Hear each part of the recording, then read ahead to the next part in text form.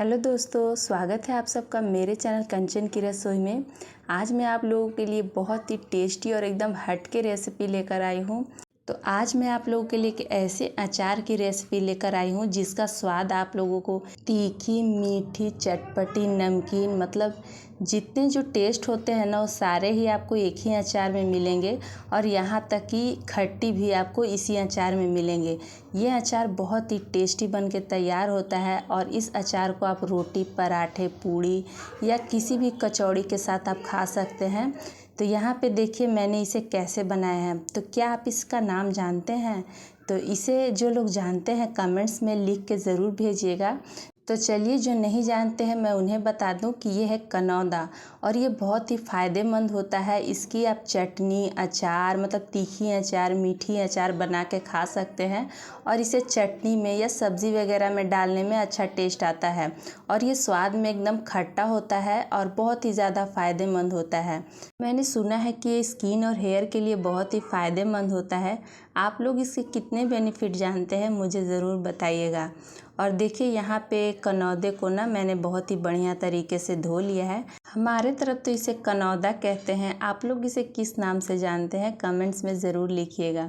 और ये जो कनौदा है ना ये आपको बहुत ही कम देखने को मिलेगा मार्केट में, तो आपको कभी मिलेगा ही नहीं। बाई चांस अगर आपको दिख जाए ना तो आप इसे ज़रूर से घर लाइएगा और इसके आप अचार, चटनी, खट्टी अचार, मीठी अचार जो भी आपको पसंद है आप वो बना सकते हैं। बहुत ही स्वादिष्ट लगता है। तो यहाँ पे देखिए मैंने कनौदे को बहुत ही बढ़िया से 2-3 बार धो के कॉटन के कपड़े से बहुत ही बढ़िया तरीके से पोंछ लिया है। हम इसका अचार बना रहे हैं ना, तो अगर हमें इस तरीके की चीज़ें बनाते हैं अचार वगैरह तो हमें ज़्यादा दिन तक स्टोर करना पड़ता है। तो उस चीज़ को अगर आप अच्छे से मतलब साफ़ वगैरह करके अगर आप इसे बनाएंगे तो बहुत ही बढ़िया रहता है। तो मैंने इसे अच्छे से पोंछ लिया है धोने के बाद। अब जो हमारा दूसरा काम है ना वो है इसका बीज निकालना। तो इतने सारे जो कनौदे थे ना तो मुझे इसके बीज निकालने में काफ़ी टाइम लग गए थे क्योंकि मैं अकेले निकाल रही थी। और इसके जो कड़े कड़े बीज होते हैं ना वही निकालना है, मतलब जो सॉफ्ट रहेंगे उसे निकालने की ज़रूरत नहीं है। और ये काफ़ी छोटे छोटे थे ना तो बहुत मुश्किल हो रहा था, मतलब इतना सारा में से बीज निकालना। तो मेरे जो कनौदे थे ना उस सारे में ही मतलब कड़े वाले ही बीज थे, तो मुझे सारा ही निकालना पड़ा। तो मैं एक एक करके इसी तरीके से सारे ही बीज निकाल रही थी और मुझे टोटली 1 से 1.5 घंटा लग गया था इसे निकालने में। तो किचन में खड़ा होकर बनाना ये मेरे लिए काफ़ी मुश्किल था, तो मैं बाहर आंगन में आराम से बैठ गई और इसे निकालना शुरू कर दी। और मैं इसे बैठी थी शाम को 5 बजे लेकर और निकालते निकालते मुझे पूरे 7 बज गए। मुझे पूरे 2 घंटे लग गए निकालने में और रात भी हो गया था। मतलब बहुत ज़्यादा टाइम लग गया था, मतलब इसमें निकालने में मुझे बहुत ज़्यादा मेहनत लगी थी। मुझे लग रहा था कि मैं दोबारा ऐसा ये कभी नहीं लेकर आऊँगी। मुझे इतना ज़्यादा मेहनत लगा क्योंकि मेरे साथ कोई था नहीं कि मैं किसी का हेल्प लूँ। तो आप अगर किसी का हेल्प लेकर आप चाहे तो इसे निकाल सकते हैं या फिर थोड़ा कम ही क्वांटिटी में बनाइएगा तो आपको कम मेहनत लगेगी। तो आप देख सकते हैं ऐसे ही करते करते रात हो गए थे और देखिए मैंने सारे ही बीज निकाल दिए हैं। तो चलिए अब कनौदे को बनाना शुरू करते हैं। तो ये देखिए इसके कितने सारे बीज मैंने निकाल के अलग कर लिए हैं और कुछ कनौदे ख़राब भी थे और पके हुए थे, उसे भी मैंने हटा दिया है। अचार में पके हुए कनौदे को अगर मैं यूज़ कर लूँगी तो हो सकता है अचार ख़राब हो जाए, तो मैंने उसे हटा दिया है। अब यहाँ पे हम एक मसाला बनाएंगे जिसमें मैंने लिया है 1 टीस्पून धनिया, ½ टीस्पून जीरा, ½ टीस्पून सौंफ, थोड़ी सी काली मिर्च और तीखी वाली लाल मिर्ची। और इसे हम ड्राई रोस्ट कर लेंगे, मतलब एक लो फ्लेम पे इसे हमें अच्छी खुशबू आने तक इसे भूनना है। ये मसाला आप इस अचार में यूज़ कीजिएगा ना तो आपके अचार का टेस्ट बढ़ जाएगा, मतलब तीखा और चटपटा बनेगा। तो यहाँ पे मैंने इसे 2-3 मिनट तक चलाते हुए अच्छे से भून लिया है और यहाँ पे हमारे मसाले भून गए हैं। हम इसे निकाल लेंगे और जब ये ठंडा हो जाए ना तो हम इसे ग्राइंड कर लेंगे। तो ये देखिए मैंने इसे ग्राइंड कर लिया है। आप चाहे तो इसे थोड़ा दरदरा भी छोड़ सकते हैं, कोई प्रॉब्लम नहीं है। अब यहाँ पे हम गुड़ लेंगे। तो यहाँ पे मैंने ये जो गुड़ है ना पूरे 250 ग्राम लिया हुआ है। और दोस्तों इस तरीके का जो अचार है ना वो गुड़ से ही बनता है और गुड़ से ही जो टेस्ट है ना वो बहुत ही बढ़िया आता है। तो यहाँ पे हमें गुड़ को मेल्ट करना है। गुड़ को मेल्ट करने के लिए हम इसमें हल्का सा पानी डालेंगे, ज़्यादा नहीं डालना है।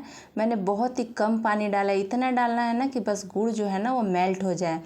हम पानी का यूज़ ज़्यादा नहीं करेंगे क्योंकि हम इसका अचार बना रहे हैं, हमें इसे ज़्यादा दिन तक स्टोर करना रहता है।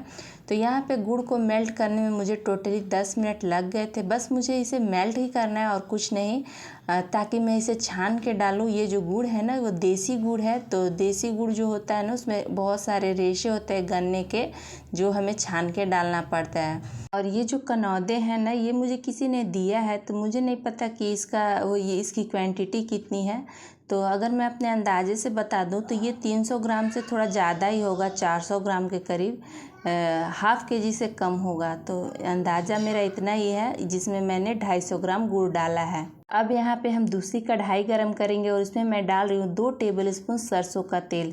तो अचार के लिए हम सरसों तेल का ही यूज़ करते हैं। और उसमें मैं डाल रही हूँ हाफ़ टी स्पून जीरा, हाफ़ टी स्पून सौंफ, हाफ़ टी स्पून मेथी दाना, हाफ़ टी स्पून राई और कलौंजी और अजवाइन। अगर आपके पास ये सारी चीज़ें अलग अलग ना हो तो आप पचफोरन का भी यूज़ कर सकते हैं। और यहाँ पे जब ये चटकने लगे ना, एक अच्छी सी खुशबू आने लगे, तो हम इसमें कटे हुए कनौदे डाल देंगे और मीडियम आंच पर हमें इसे भूनना है। तो यहाँ पे देखिए मैंने कनौदे को डाल दिया है और उसके बाद इसे अच्छे से चला लिया है। और साथ ही में यहाँ पे देखिए मैं डाल रही हूँ सादा नमक। तो मैं ब्लैक सॉल्ट का भी यूज़ करूँगी। तो पहले मैंने यहाँ पे थोड़ा सा सादा नमक, मतलब हाफ़ टी स्पून मैंने इसमें सादा नमक डाला है। बाद में हम ब्लैक सॉल्ट भी यूज़ करेंगे, तो अंदाजे से ही नमक डालिएगा। नमक डालने से ये अच्छे से भून के अच्छे से पकेंगे। और देखिए यहाँ पे मैं सारी चीज़ों की जगह एक चीज़ तो डालना भूल ही गई, आप मत भूलिएगा। तो जब हम राई वगैरह डालते रहेंगे ना, उसी समय हमें यहाँ पे थोड़ा सा इसमें हींग भी डालना है, जो मैं डालना भूल गई थी, तो मैंने ऊपर से ही डाल दिया है। तो कुछ पिंच हम इसमें हींग डालेंगे और इससे जो है अचार का टेस्ट है ना वो बहुत ही बढ़िया आएगा। अब हमें इस कनौदे को अच्छे से भूनना है ढक ढक कर। हम इसे ढक ढक कर भूनेंगे ताकि ये अच्छे से पक जाए। ढकने का मतलब मैं ये नहीं कह रही हूँ कि आप इसे ढक कर छोड़ दीजिएगा। हर 2-2, 3-3 मिनट पर आप इसे इसी तरीके से चलाते रहिए ताकि ये चारों तरफ अच्छे से पक जाए, मतलब अच्छे से भून जाए। अच्छे से भून जाएगा ना तो आपके अचार जो है वो अच्छे बनेंगे। तो यहाँ पे देखिए मैंने इसे 3 से 4 बार इसी तरीके से ढक कर अच्छे से भूना है और टोटली मुझे इसे भूनते हुए 10 मिनट लग गए थे। तो यहाँ पे जो हमारे कनौदे हैं अच्छे से भून गए हैं। अब हम क्या करेंगे ना कि जो हमने गुड़ को मेल्ट करके रखा हुआ है वो हम इसमें ऐड कर देंगे। तो देखिए मेल्टेड गुड़ को मैंने कनौदे में छान के ऐड कर दिया है। और फ्लेम को यहाँ पे लो रखिएगा। अब हमें फ्लेम को हाई बिल्कुल नहीं करना है, ना ही मीडियम रखना है, हमें इसे लो फ्लेम पे पकाना है। तो यहाँ पे देखिए अब मैं डाल रही हूँ 1 टीस्पून हल्दी पाउडर, 1 टीस्पून काश्मीरी लाल मिर्च powder, half tea spoon black salt, और जो हमने मसाले को ड्राई रोस्ट करके ग्राइंड करके रखा हुआ था ना वो डाल देंगे। और यहाँ पे हमें लो फ्लेम पे इसे पकाना है। तो यहाँ पे मैं उसी तरीके से पकाऊंगी इसे जैसे हमने इसे भूनते वक्त पकाया था। तो यहाँ पे इसे चलाने के बाद हम इसे वापस से ढक देंगे और हम इसे हर 2-2 मिनट पर इसी तरीके से चलाएंगे और पकाएंगे। तो देखिए मैंने इसे वापस से ढक दिया है और इसी तरीके से हर 2-2 मिनट पे हमें इसे चलाते रहना है। फ्लेम को मैं बार बार कह रही हूँ कि लो ही रखिएगा, वरना हमारा गुड़ जो है वो जल सकता है। हमें बस इसे पकाना है, मतलब इसे उबालना है इसमें। और यहाँ पे देखिए जब ये 10 मिनट पक गए ना, तो मैंने क्या करा कि इसमें से थोड़े से गुड़ को निकाल लिया है चेक करने के लिए। पहले ही निकाल रही हूँ ताकि हाथ ना जले, थोड़ा ठंडा करके चेक करूँगी। और इसी तरीके से चलाकर मैं वापस से इसे ढक दूँगी। वापस से मैंने फिर से इसे देखा है और इसी तरीके से इसे चलाया है। तो इस अचार को आपको ऐसे ही बनाना है जैसे मैंने बताया है आपको। जितने भी प्रोसेस मैंने बताया है ना, आप वैसे ही फॉलो कीजिएगा। और देखिए मैं गुड़ को चेक कर लूँगी कि हमारा ये तैयार हुआ है या नहीं। तो मैं इस तरीके से चेक कर रही थी, तो जो मैंने पहले निकाल के रखा था ना वो तैयार नहीं था, थोड़ा चिपचिपा नहीं हुआ था। और यहाँ पे एक तार बनने जितना हमें इसे देखना है। तो यहाँ पे देखिए मैंने इसे 5 मिनट और पकाया, मतलब टोटली मुझे 15 से 20 मिनट इसे लग गए थे लो फ्लेम पे पकाने में। और उसके बाद ये जो हमारा अचार है ना वो बन के तैयार हुआ था। तो बताइए दोस्तों कैसी लगी मेरी आज की ये तीखी चटपटी अचार की रेसिपी आप सभी को। तो आप इस तरीके से किसी भी चीज़ से अचार बना सकते हैं। आम का हो गया, आमड़ा का हो गया, मतलब कुछ ऐसी खट्टी चीज़ें होती है ना जिसे हमें मीठा अचार बनाना होता है। तो सारे प्रोसेस सेम ही होते हैं जैसे मैंने इसमें कनौदे में बनाया है। तो आप देख सकते हैं मुझे गुड़ डालने के बाद टोटली इसे पकाने में 20 मिनट लग गए थे। मैंने आपको पूरा टाइम बता दिया है। फ्लेम को हमें लो ही रखना है, लो फ्लेम पे इसे बनाना है। और यहाँ पे देखिए ये बन गया था तो मैंने गैस को बंद कर दिया है। तो यहाँ पे इसकी एकदम थिक रखनी है आपको, मतलब ना पतली रखनी है और ना ज़्यादा गाढ़ी। तो आप देख रहे होंगे वीडियो से आपको पता चल रहा होगा कि मैं इसे कैसा रखी हूँ। तो अब ठंडा करने के बाद मैं आपको इसे दिखा रही हूँ। ये देखिए कितना ही टेस्टी और चटपटा सा अचार बन के तैयार है। अगर आपको मीठा पसंद है तो आप इसे ज़रूर एक बार बनाइएगा और आप इसे फ्रीज में स्टोर करके महीने 2 महीने रख के खा सकते हैं। ये पूड़ी, पराठे, कचौड़ी किसी भी चीज़ के साथ बहुत ही अच्छे लगते हैं खाने में।